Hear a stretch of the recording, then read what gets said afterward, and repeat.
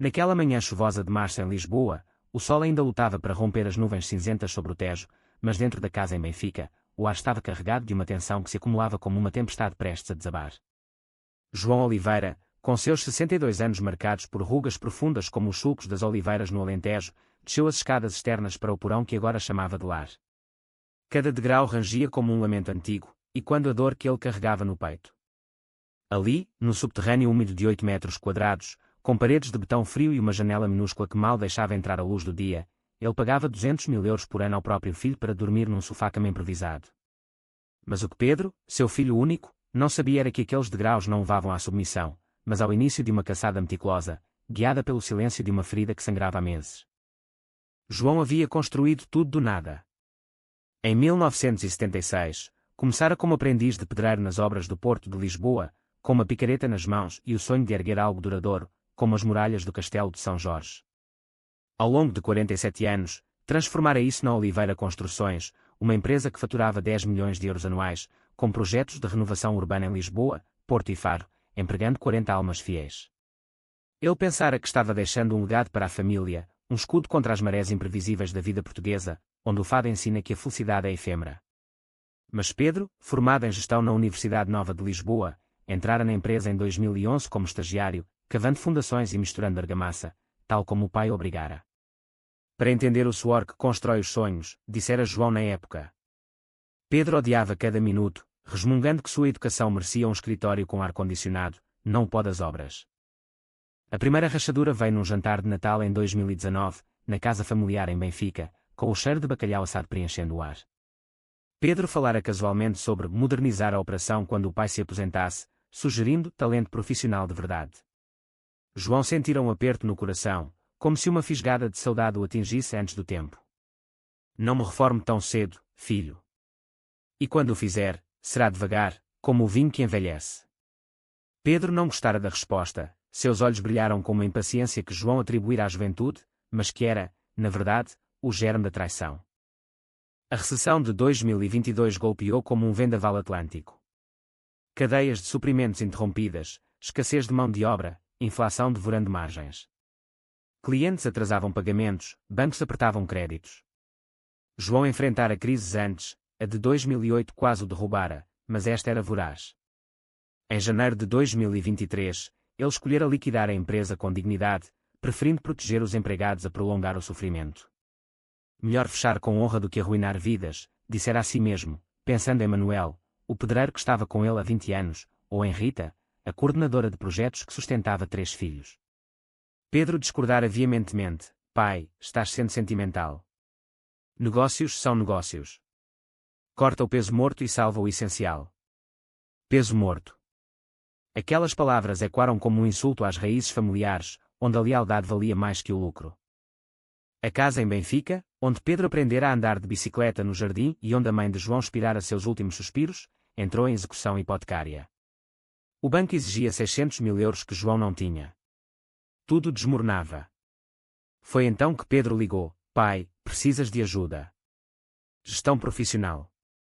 Alívio inicial, mas logo veio o golpe. Podes ficar no porão, com entrada privada, casa de banho e kitchenette. Mas formalizamos, 200 mil euros anuais, mercado justo. Como família, faço desconto. João sentiu o telefone pesar como chumbo. Sou teu pai, Pedro. Isto é negócio, pai. Ensinaste-me a separar família de finanças. Lembrou João da lição dada quando Pedro, aos 12, quis fugir às tarefas domésticas. Agora, via que criara um monstro que via a família como fonte de rendimento.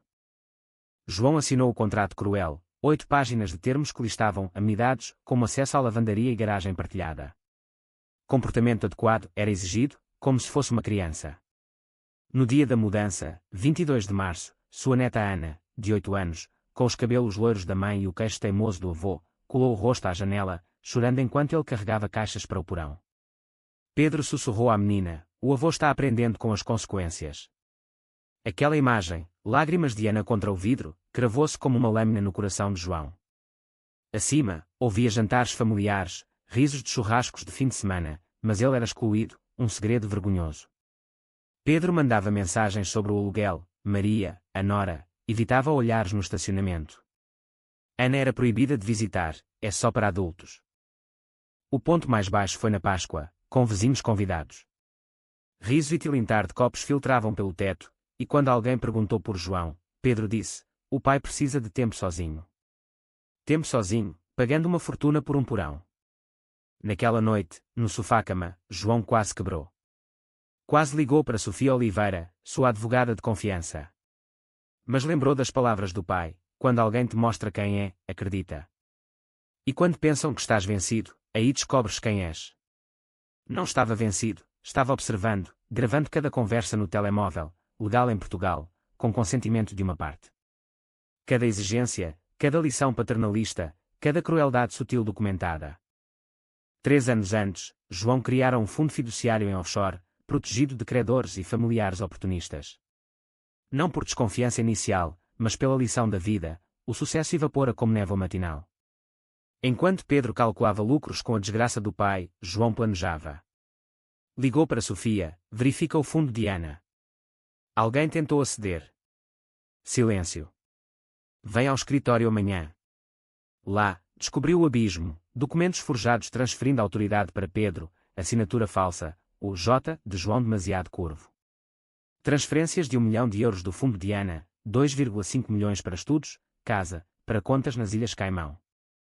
Pedro criara uma sociedade, Oliveira Património Familiar, transferindo a casa de Benfica, comprada com dinheiro roubado.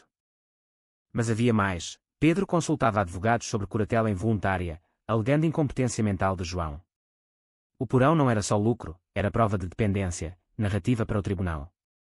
Isto é fraude bancária, lavagem de dinheiro, abuso financeiro de idoso, disse Sofia. Pode pegar 20 anos. João sentiu clareza gelada. Contratou um contabilista forense, Tiago Mendes, que desenterrara um padrão de 18 meses, sabotagem à empresa, atrasos induzidos em pagamentos, informações vazadas a bancos, subcontratados dissuadidos. Pedro acelerara o colapso para libertar ativos familiares. O confronto veio numa reunião com Pedro, gravada. Ele admitiu tudo, forjar assinaturas, apostar em criptomoedas com dinheiro de Ana, perdas de 300 mil euros, usar o porão para provar incompetência. Tudo planeado para proteger a família da tua teimosia sentimental. João manteve silêncio, mas dentro, a dor fervia como vinho novo. Envolveu a PJ, Polícia Judiciária, agente Carla Santos. Preciso de confissão explícita. Armaram uma armadilha, João fingiu aceitar a curatela, pedindo detalhes. Pedro, narcisista, gabou-se, sabotara a empresa, isolara o pai, planeava internamento em lar para idosos incompetentes. No dia, agentes cercaram a casa. Pedro confessou: acelerei o inevitável. Tu nunca ias reformar-te, então libertei-nos. João revelou o fundo protegido, 7 milhões intactos. Isto foi um teste, filho. Falhaste. Agentes prenderam Pedro por fraude, abuso. 6 meses depois, Ana começou o 3º ano, fundo restaurado.